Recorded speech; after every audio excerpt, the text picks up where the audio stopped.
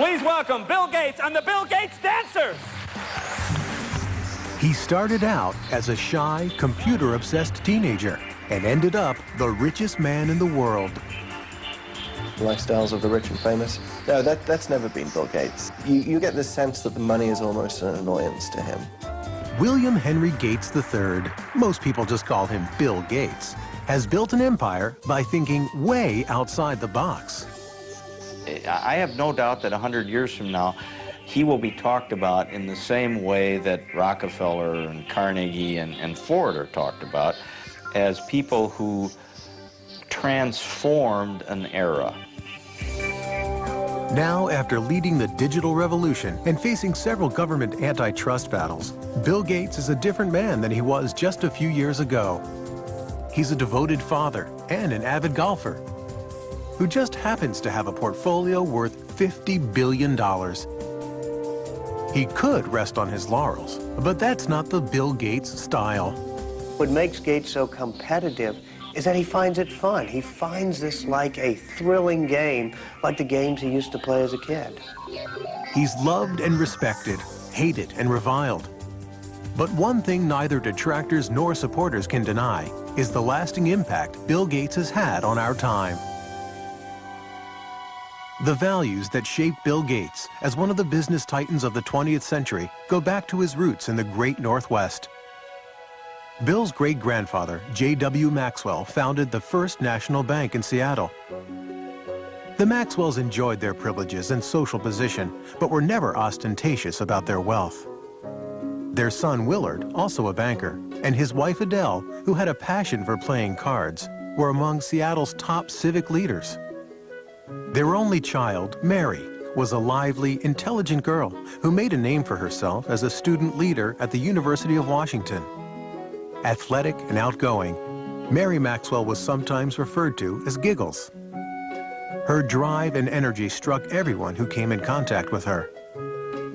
There tends to be a handful that is right at the core of the action. Mary was at the core of the action. Mary was unaffected, straightforward, charming, but immensely determined.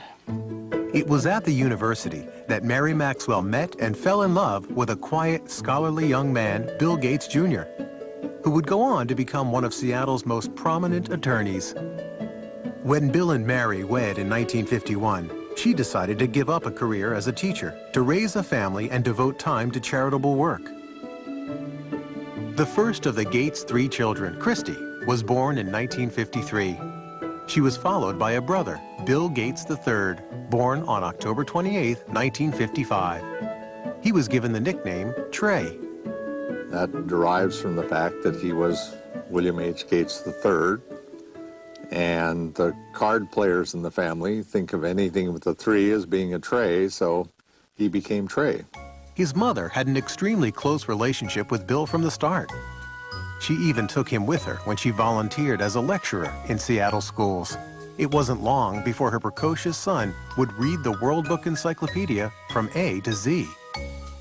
We'd lose him sometime for hours at a time, and when I would ask, "What are you doing?" he'd say, "I'm thinking, Mother." The Gates family prized competition, and young Bill loved testing his mettle in outdoor activities and indoor games. Among his favorite board games were Risk, in which the object is world domination, and the perennially popular Monopoly, where, with a bit of luck, anyone can become a tycoon. He was competitive in cards with his sister, races to see who could do jigsaw puzzles faster, ski racing, sailing, whatever. He wanted to do it well and as good as the other folks that he was with. Every summer, the Gates went off to their place on the Hood Canal called Cheerio. It was here that Bill, his younger sister Libby, and the rest of the family joined friends in staging their own Olympic Games.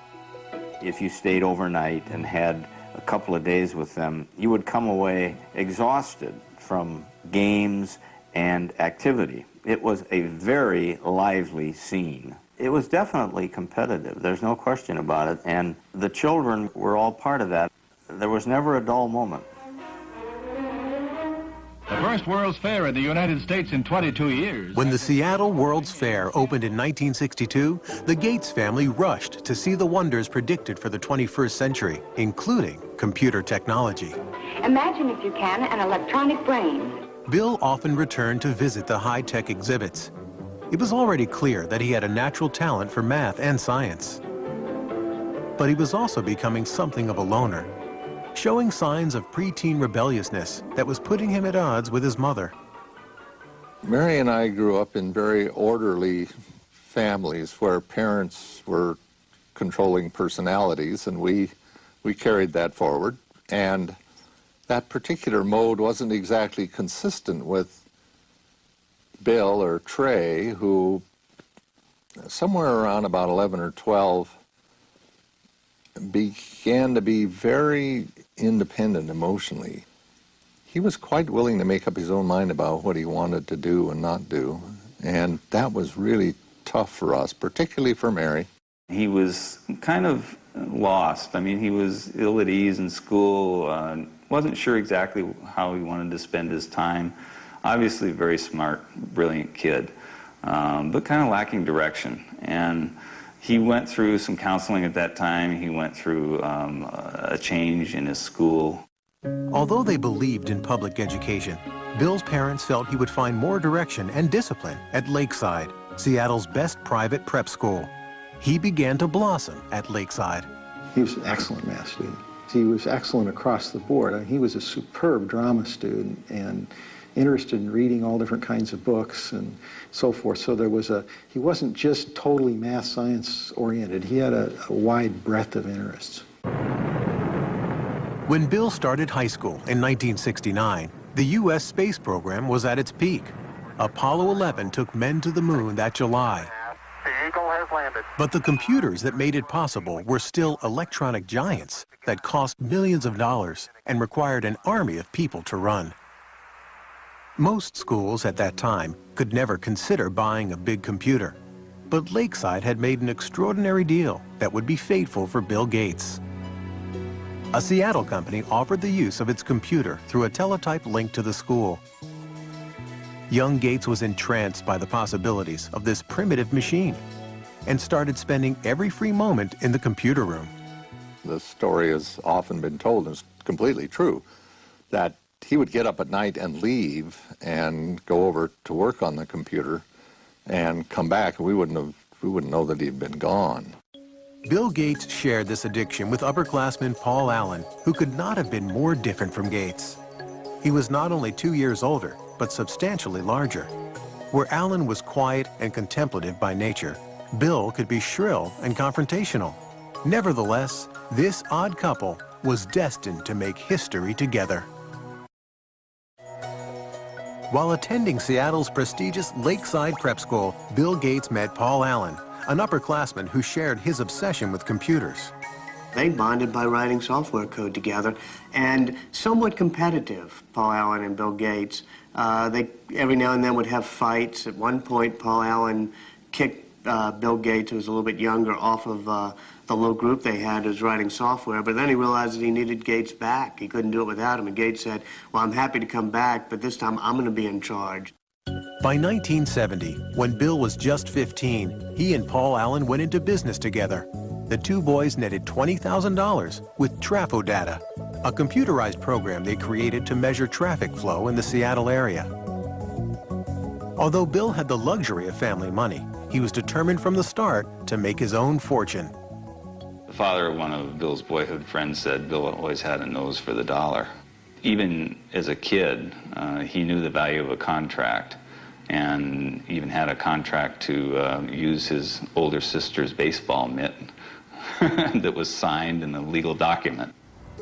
In the summer of 1972, at the age of 17, Bill went to Washington, D.C. to work as a Senate page. This exposure to politics and government would come in handy later on. Back home that fall, he took a leave of absence from school when he and Paul Allen got their first real jobs with a computer company. They began talking about starting their own company, but the Gates insisted that their son finish high school and attend college. His mother used to worry that he was socially awkward. Well, maybe he was, but he had other things on his mind, and he was not rude, he was not abrupt. He was marching to a different drummer. He's a genius, and he has a different agenda. Bill graduated from Lakeside in 1973, and his parents took great pride in his acceptance at Harvard University. So he left Seattle and headed east to Cambridge, Massachusetts. As a freshman at Harvard, he thought briefly about preparing for a career in law, but no course of study ignited his imagination like his work with the computer. Bill was somebody who was always very determined to do what he was interested in doing. The things that he was less interested in, which often included his academic classes, he tended simply to coast and get by on talent. I remember there was a course in Introduction to Greek Literature where he'd really done, as best as I could tell, none of the work during the year. Stayed up all night the night before the exam, slept through part of the exam, and still got a B. It was not surprising that Gates fell asleep in an exam. Between classes and time spent at the Harvard Computer Center, he seemed to be on the go 24 hours a day. I mean, he was always very focused on whatever it was that he was doing. He could come into his room, not get undressed, just kind of lie down on his bed, which of course would be not made because he had never had time for that, and just fall asleep. Door open, fully clothed, lie down, sleep, and then when he's refreshed, boom, back up at it and whatever the next thing was. Bill paused long enough to make some lasting friendships at Harvard, but his social life was not a priority. He dated only occasionally, with varying degrees of success. I interviewed several women who had dated Bill just briefly, and one told me the very first question Bill asked her was, "What did you score on your SAT test?" You know, this is not exactly, you know, what a young woman wants to hear. For Bill Gates, though, he had scored a perfect 800 on his math portion of the SAT, and this was a matter of pride with him, and he wanted to make sure whoever he was dating, you know, had scored a pretty high grade. Bill did shine in math, but true to form, when he found out that he was not the #1 math student at Harvard, he decided against becoming a mathematician. While he kept his academic options open, he picked up some new skills outside of class. Spent a great deal of time playing pinball, video games, and especially poker, which was something that we all did a lot of back in college.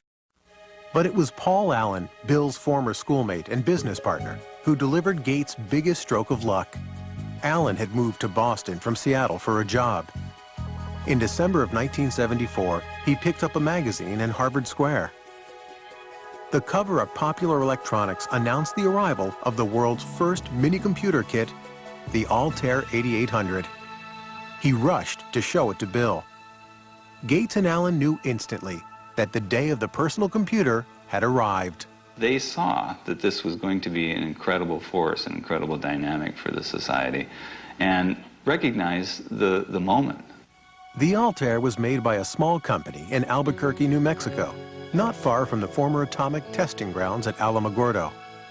Ed Roberts, who ran the company, was looking for someone to create software to run on his unique little computer. Gates and Allen convinced him that they were the ones who could do it, and worked day and night at the Harvard Computer Center for 2 months. In February of 1975, Paul Allen went to Albuquerque to test the program he and Gates had completed. When he loaded the Altair with what Bill Gates called the coolest code I ever wrote, it worked. The importance of that moment would change Bill Gates and the software industry forever.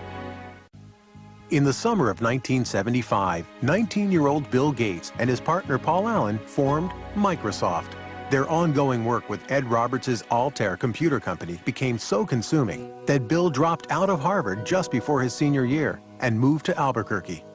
Mary Gates was deeply disappointed by her son's decision. We told him that we'd put some money aside for him to attend school, and if he didn't finish in a few years, we'd have to make some other use of those funds. And by that time, he allowed us out. That would be okay. He'd probably be able to afford to go back if and when the time came. Bill was certain that he had made the right decision, but making it in software wouldn't be so easy. The personal computer scene at that time was populated by users who were eager to share new information and software without paying for it. It was a practice that put Bill at odds with his peers. You know, it was a bunch of high school kids and college kids who were doing something very non-mainstream. And Bill was very unpopular because he said, hey guys, don't steal this stuff. We made it and we own it. And that was, yeah, he was one of the business guys in what was a lot of geek hackers. In fact, Gates wrote an open letter to computer hobbyists, chastising them about making copies of Microsoft's program. He stated, as the majority of hobbyists must be aware, most of you steal your software. Hardware must be paid for, but software is something to share. Who cares if the people who worked on it get paid? Is this fair? But those who have been reported to us may lose in the end. He was looked at as kind of a renegade, and it was different, you know, a different ethic than prevailed at that time. But I'm not sure that the software industry would have evolved in anywhere near the way it has without somebody standing up and saying that that was necessary.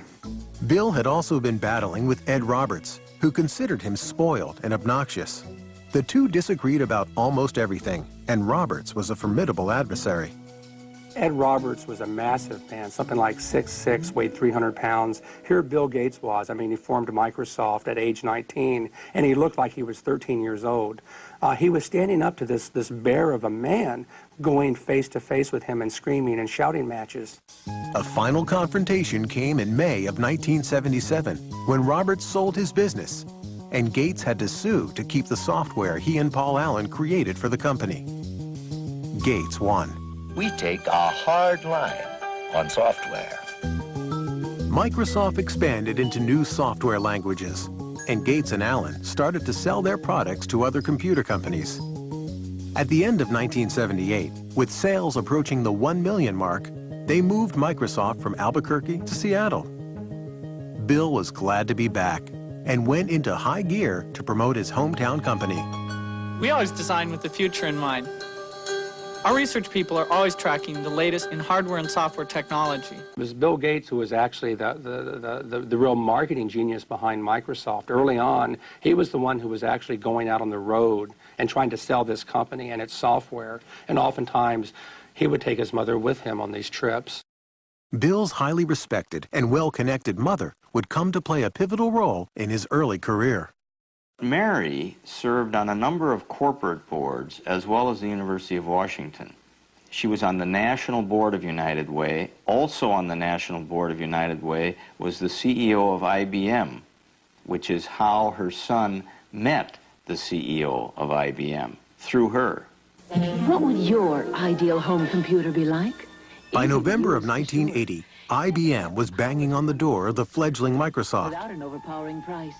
The largest maker of computers in the world now wanted to talk to Gates and Allen about coming up with an operating system for their new line of personal computers. From their first meeting, IBM misjudged who they were dealing with. He looked like a sub-teen, you know. He was skinny, had a real mop of hair, you know, kind of casual, and basically people didn't take him seriously as a business person. But the IBM brass soon discovered Gates was no amateur. He quickly convinced them that Microsoft could deliver their new software. First, he purchased an existing operating system, which he then adapted for the IBM personal computers, calling it MS-DOS. Bill Gates, as he's often done as a shrewd businessman, knew where to get an operating system. He just went down the road a few miles and bought it for $50,000. But then the real brilliance was that when they developed that operating system for IBM, IBM wanted to buy the source code, which would have given them the disk operating system, or what became known as DOS. And instead, Microsoft refused to actually sign the rights over to DOS. By not owning the rights to the operating system, IBM would now have to pay Microsoft a licensing fee for every copy of DOS installed on its computers. It can help a manager excel. IBM was also about to lose its tremendous edge in computer sales. The IBM personal computer. As other companies introduced personal computers that were cheaper than IBM's, Microsoft was able to sell the same operating system to all of them. There were all kinds of computers that were being conceived at that point in time. And it struck me that I don't know who will win in the hardware business, but Microsoft has a very good chance to win in the software. business. Between 1978 and 1981, Microsoft's growth was staggering. The staff was enlarged from 13 employees to 128. Revenues mushroomed from $4 to $16 million. By 1983, 30% of all the personal computers in the world were running Microsoft software. Still, Bill Gates never took his eye off the bottom line. He never flew first class unless it was absolutely necessary. You would often find him sitting in coach, in fact with a blanket over his head so he could get some sleep. So his parents taught him well early on the value of money and hard work, and translated later into his life with not only how he ran his personal life, but how he ran Microsoft. My name is Bill Gates. I'm chairman of Microsoft. The early 1980s was an exciting time for an industry run mostly by people under 30. Microsoft began working on software for innovative companies like Apple and its guru, Steve Jobs. Their Macintosh computer and software were considered by many to be the most ingenious in the industry and the way of the future. To create a new standard, it takes something that's really new and really captures people's imagination. And the Macintosh, of all the machines I've ever seen, is the only one that meets that standard. But it wouldn't be long before Microsoft and Apple would be locked in a bitter struggle over the rights to the next generation of software. Bill Gates was also about to receive news that would rock Microsoft to its very foundation.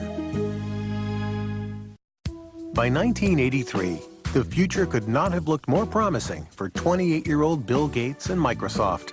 The personal computer business was booming, and there was an ever-increasing hunger for software. Bill Gates and Paul Allen were emerging as the crown princes of the personal computer age. But in the midst of the breathtaking rise of their company, they were stunned by some terrible news.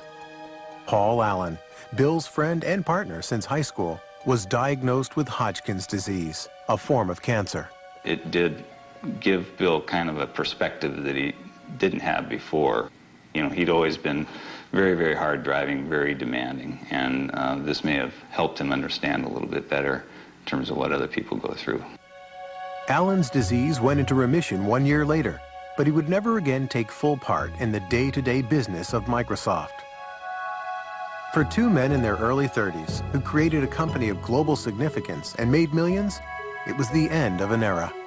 I think history's going to show that their partnership really was an incredible dynamic. I often compare it to the Beatles, Lennon and McCartney. The songs they wrote together are the ones that pretty much we remember and get played over and over again. They were great songwriters individually. I mean, we still hear their songs that they wrote on their own. But somehow together they were even greater than the sum of their parts. And Paul and Bill were like that. By 1984, Bill Gates had become the singular face of Microsoft. In April of that year, he was heralded by Time magazine as the quintessential representative of a new breed of businessman. One who understood both nuts and bolts technology and corporate strategy. When you work with Bill, you can see that in almost any meeting you're in or anything you're discussing, Bill instantly puts together a profile of all of the cases. What about this? What about this? What about this? What about this? What about this? He almost builds this checklist of everything that can possibly happen in his head in a very structured way, and then he runs through it. Protect mode file system, the super advanced fat file system. Microsoft was often referred to as a math camp, where Gates' demanding management style kept the creative process churning and sometimes set off heated confrontations. The early Gates would challenge just about anything. He'd call things the stupidest idea you'd ever heard. And part of it was to test, to see, well, okay, if you disagree, you've got to convince me that it's not the stupidest idea in the world. A constant challenging of ideas was required to stay on top in an ever-changing industry. Gates surrounded himself with a team that shared his relentless work ethic. Certainly when we are working to release a software product, we are sleepless in Seattle. There's a story about Bill from Miriam Lubau, his assistant. She was new to the company. She came in one morning and she didn't know if she should call police because there was this guy sleeping under a desk. But it turned out to be Bill. The effort was paying off. Microsoft posted more than $140 million in sales in 1985. In 1986, Gates introduced Microsoft Windows. It would become the company's signature program. Critics quickly noted that in its use of a mouse and icons, it bore more than a passing resemblance to the Apple Macintosh operating system, considered to be the most user-friendly. If you know how to point, you already know how to use it. Macintosh, the computer for the rest of us. Apple had given Gates full access to their technology while he was working on new software for the Macintosh computer. Gates advised Apple early on that they should license their software. But Apple was more interested in selling computers than software. They ignored the suggestion. Once again, Gates took advantage of an opening and ran with it. In this industry, we compete and we collaborate at the same time. Bill once had a conversation with me, says, you know, I'm a competitor, so even though I'm a friend, don't tell me information that you don't want me to use against you, because I'm going to compete with you, and if you tell me something that's useful in competing, I'm going to use that information. Apple decided that Gates was not going to take a bite out of their business and threatened to sue over Windows. Gates, in turn, said he would withhold Microsoft software Apple desperately needed for its computers. In the end, Microsoft overpowered Apple in the courts. Eventually, Microsoft prevailed by showing that even though there were similarities in the way that the two computers operated, each individual function of Windows was markedly different from each individual function of the Macintosh. Even though the first version of Windows was far from perfect, it gave Microsoft a new financial and creative base. In 1986, Bill Gates took his company public. He held 45% of the stock, which made him a billionaire at the age of 31. Still, Gates never felt secure about the status of his company. He doesn't want to fail. And when you have that kind of a fear, when you're always looking in your rearview mirror to see who might be, you know, creeping up to do in Microsoft on a given day, it just consumes him, and it makes him certainly the most competitive human being in the personal computer industry. He's driven. It's white-hot intensity. Gates was also gaining a reputation for being ruthless, and some powerful forces began to line up against him. Now that PCs had taken off, IBM chose to make a big push with its own operating system to replace DOS, which it licensed from Microsoft. It was called OS/2. We were concerned whether we could weather the storm, so to speak, especially given the fact that this was a big storm. IBM, a very powerful company, a lot of software people, a lot of cash, a lot of resolve to potentially put Microsoft out of the operating system business. Ironically, Microsoft played a role in developing OS/2. But Bill Gates was not about to abandon his own software. He decided to stake his company's future and his own reputation on the Windows software his team continued to upgrade, even if it meant losing IBM as his biggest customer. On May 22, 1990, Microsoft launched Windows 3.0. This new and improved version swiftly became a bestseller. Ultimately, OS/2 failed in the marketplace, leaving Microsoft with a virtual monopoly on operating systems for PCs. Now the Federal Trade Commission began looking at claims that Gates was using this dominance in operating systems to cut off competition by cutting prices on Microsoft products. It seemed Microsoft's mild-mannered chairman was gaining a seek and destroy image. Bill Gates is not a brutal guy. He just needs to win. And he's willing to win, you know, gracefully or non-gracefully. Doesn't matter. A win is still a win. Predatory pricing was not the only charge leveled at Microsoft. In 1993, the Justice Department began a new investigation. Gates would have to face one of his most formidable opponents, the United States government. In 1993, Bill Gates and Microsoft were again under investigation by the U.S. Justice Department. They examined complaints that Microsoft was charging computer makers a licensing fee based on the number of computers they sold, including those computers not running Microsoft software. They made computer manufacturers pay for the Microsoft software, whether it was installed on their computer or not. And as a result of that, they prevented competitors from entering the market. The Justice Department has charged Microsoft, the world's largest software company, with using unfair marketing and contracting practices.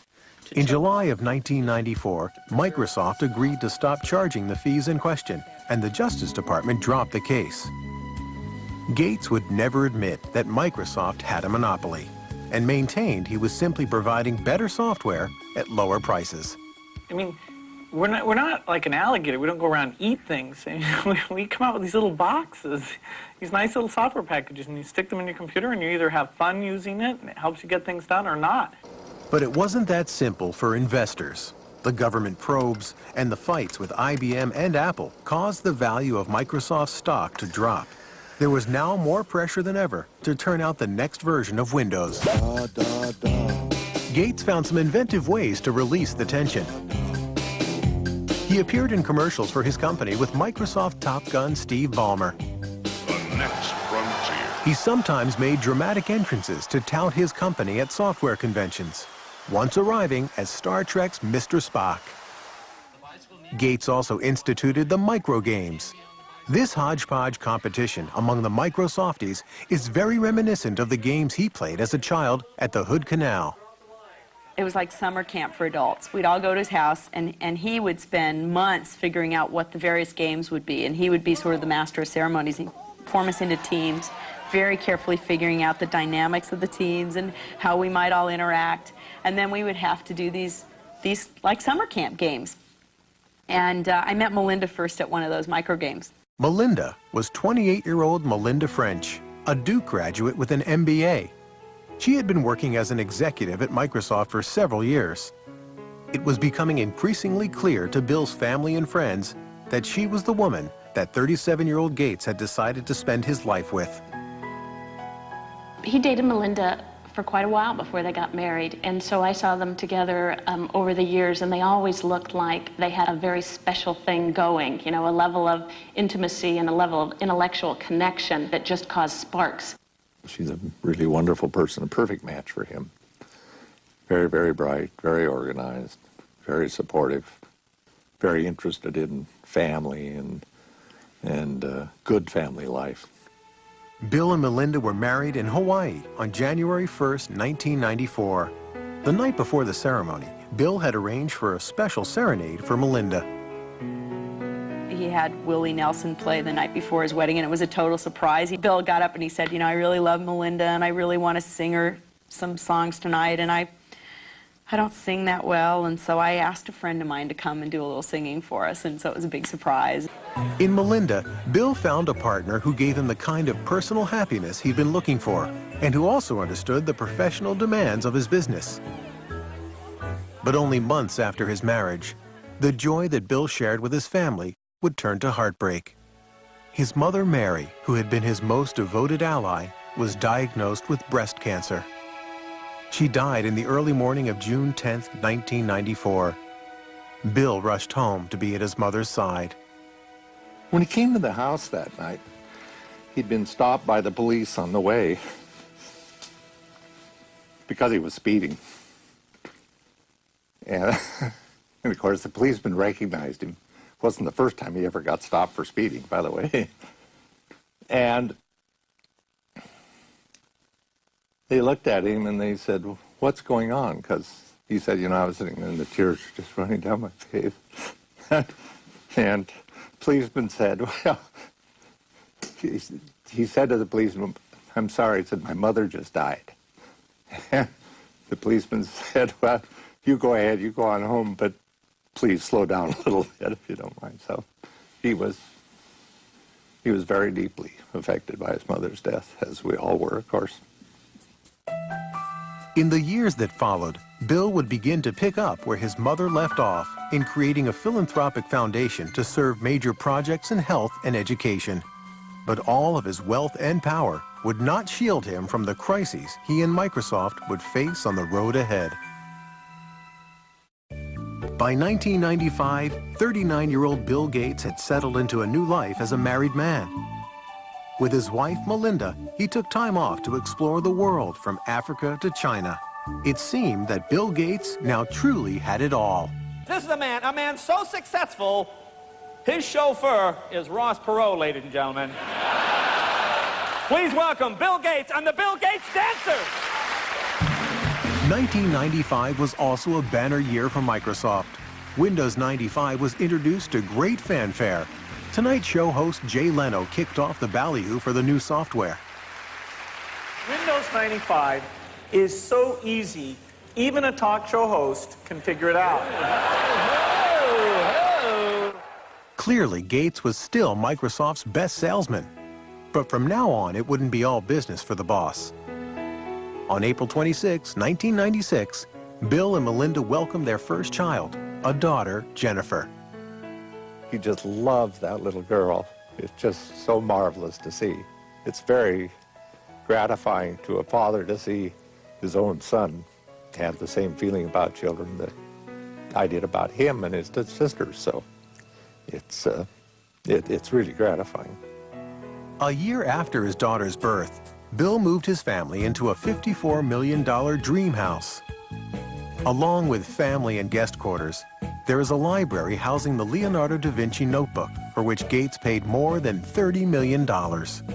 Even though the house serves many business functions, for the Gates family, it's just home. It's a remarkably family-friendly home, given what it is. I remember the first time going there after it was fully finished, walking through it and seeing, you know, little Tykes cars in various places and things like that. I mean, this is not an antiseptic home that you feel afraid to touch anything or sit anywhere. As Bill Gates' personal life grew more fulfilling, his professional life grew more frustrating. By 1997, he found he was way behind in the exploding internet market. A company called Netscape was dominating sales of internet browsers, the software needed to access websites. Gates set out to close the gap by including Explorer, his browser, with every copy of Microsoft Windows. Many saw it as dirty pool, a move to eliminate his chief rival.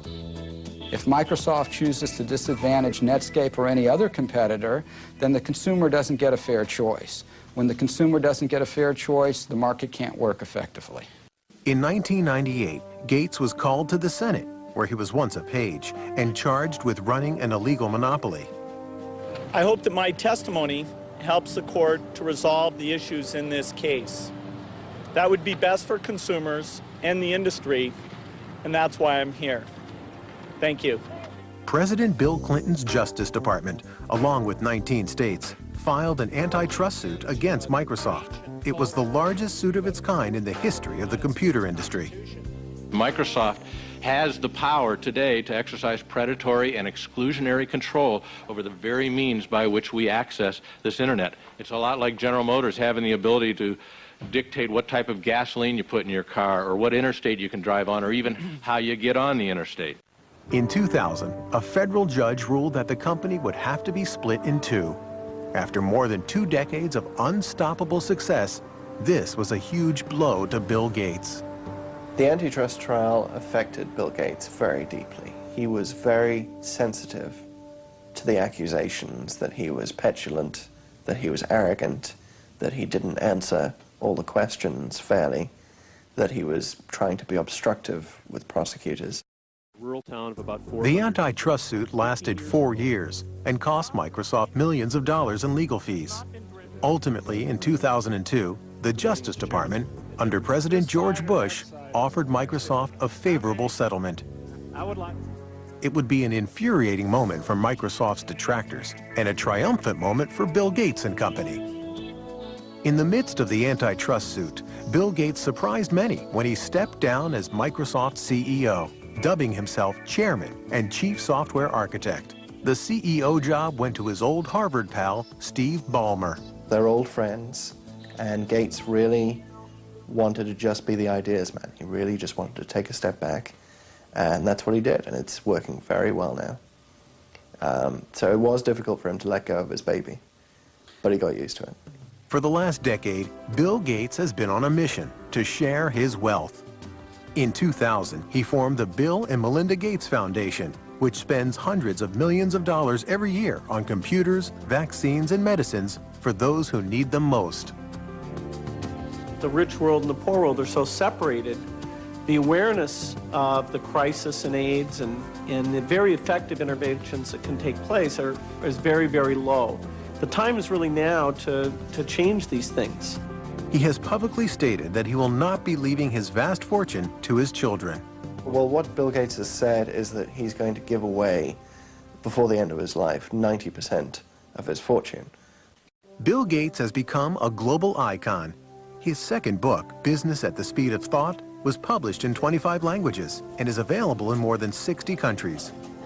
In 2004, Forbes magazine rated him as the richest person in the world for the 11th consecutive year.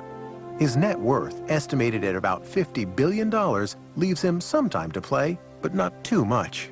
The industry keeps changing. I mean, it's the perfect game because it never ends. You can't sit down and relax. Through it all, William Henry Gates III has remained the competitor he always was. Looking to the future, this visionary is investing much of his energy on expanding the Microsoft market into global territories like the Middle East and China.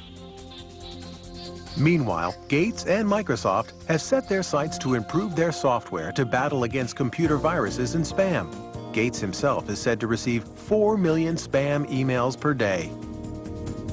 Whether he'll be remembered as a robber baron, a philanthropist, or the guy who simply built a better mousetrap, no one can deny he changed the way the world works and plays. When the biographers and historians write the history of the 20th century, Bill Gates is going to go down as the best businessman of our century, and Microsoft is one of the greatest companies of the 20th century. It's remarkable what this company has managed to do in so short a time. This is one of the great success stories of the 20th century.